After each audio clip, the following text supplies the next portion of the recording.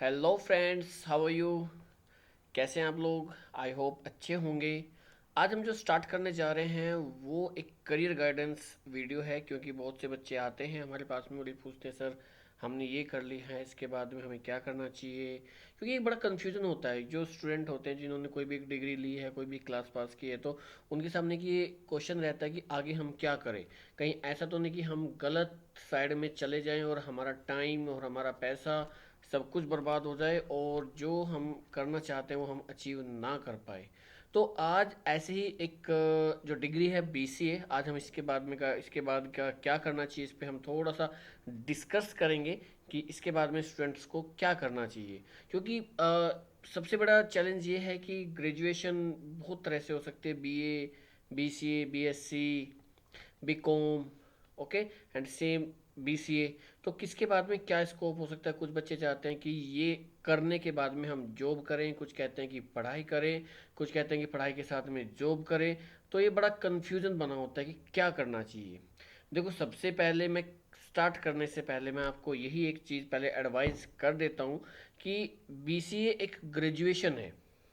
Graduation level पे अगर आपके ड्रीम बहुत ज़्यादा, बहुत हुज है, बहुत बड़े आप ड्रीम देखते हैं, तो ग्रेजुएशन लेवल पे वो चीज़ें पूरी नहीं हो सकती। इसके लिए आपको मास्टर करनी पड़ेगी, आपको कोई ना कोई मास्टर डिग्री करनी पड़ेगी। उसके बाद में आप अपने जो ड्रीम है उनको पूरा करने के लिए काम कीजिए।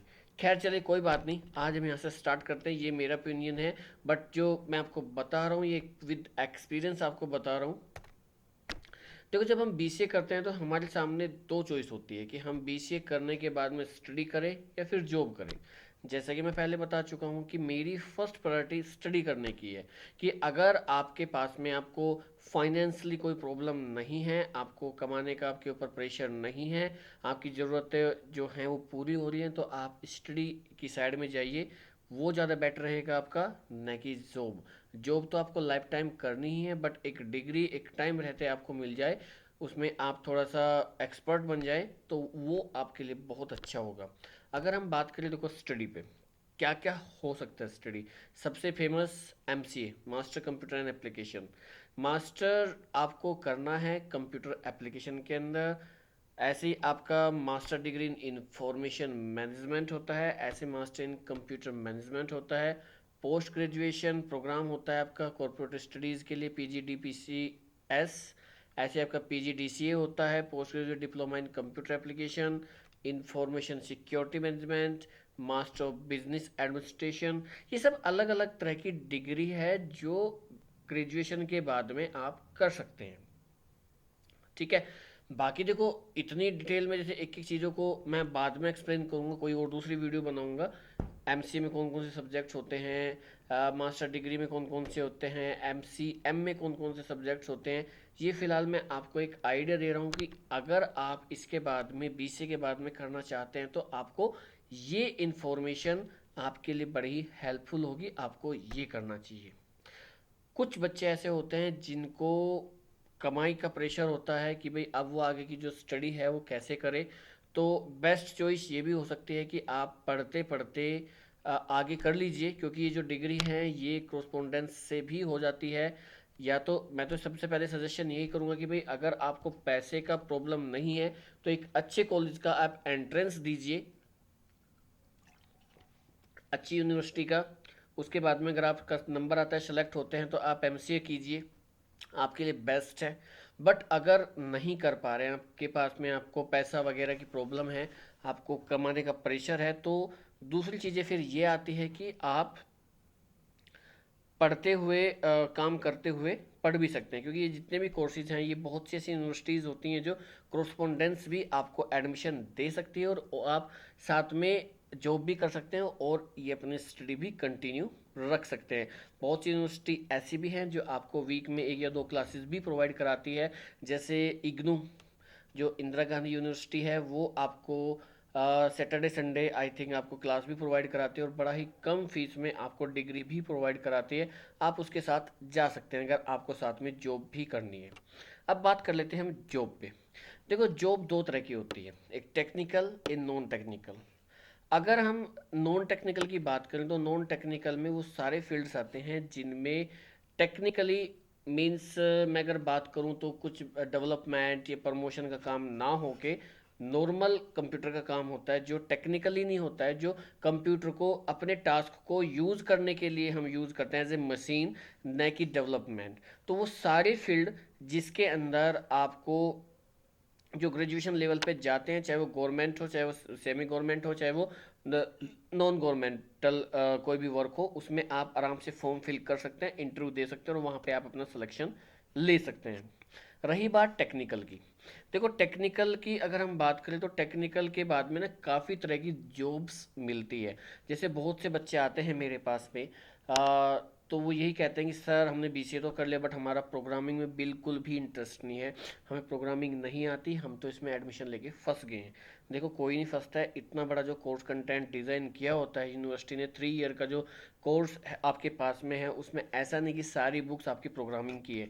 उसमें डिफरेंट डिफरेंट टाइप्स की बुक होती है, वो इसीलिए होती है क्योंकि उनको भी पता होता है कि जितने भी स्टूडेंट है हर किसी का माइंड एक जैसा नहीं होता। किसी का माइंड प्रोग्रामिंग में करता चलता है तो किसी का एनालिसिस में चलता है, किसी का टेस्टिंग में चलेगा तो किसी का डिज़ाइनिंग में चलेगा। तो इसी प्रकार से बीसीए अगर आपके पास में डिग्री है और आपको प्रोग्रामिंग नहीं आती है तो ये घबराने की बात नहीं है, आपका पैसा और आपका टाइम वेस्ट नहीं हुआ है। अगर प्रोग्रामिंग में आपका माइंड चलता है तो वेल एंड गुड, आप प्रोग्रामिंग में जाइए, बहुत अच्छी बात है। बहुत सी लैंग्वेज है, जावा है, आपका सी शार्प है, आजकल ट्रेंडिंग में है, पाइथन है, बहुत सी लैंग्वेज है जो C sharp C plus plus से आप स्टार्ट कर सकते हैं। तो बहुत सी ऐसी लैंग्वेज है जिनका यूज़ करके आप एक अच्छे डेवलपर बन सकते हैं। बाकी अगर आपका माइंड बिल्कुल भी प्रोग्रामिंग में नहीं जाता है तो आप डिज़ाइनिंग में जा सकते हैं। जीयूआई डिज़ाइनिंग करना है आपको, वेब डिज़ाइनिंग करनी है, ग्राफिक्स डिज़ाइनिंग होती है। So there is so many designing field जिसमें आप जा सकते हैं। टेस्टिंग फील्ड में जा सकते हैं, टेस्टिंग में भी थोड़ी प्रोग्रामिंग होती है बट इतनी नहीं होती। टेस्टिंग में सॉफ्टवेयर टेस्टिंग आपके और आगे इसका काफ़ी अच्छा स्कोप होता है, आगे जाके आप एडवांस टेस्टिंग, सॉफ्टवेयर टेस्टिंग जो आपका क्यूटीपी वगैरह होता है, या फिर आपका बहुत सी चीज़ें होती हैं, सिलेनियम वगैरह बहुत से कोर्सेज होते हैं जिनको करके आप आगे अपना करियर बिल्डअप कर सकते हैं। सॉफ्टवेयर इंजीनियरिंग की फील्ड में जा सकते हैं या फिर आप हार्डवेयर नेटवर्किंग में जा सकते हैं। अगर आपका माइंड प्रोग्रामिंग में नहीं है तो बाकी बहुत से ऐसे कोर्सेज हैं जिनमें आप जा सकते हैं। ये सारे फील्ड आपके टेक्निकली फील्ड है।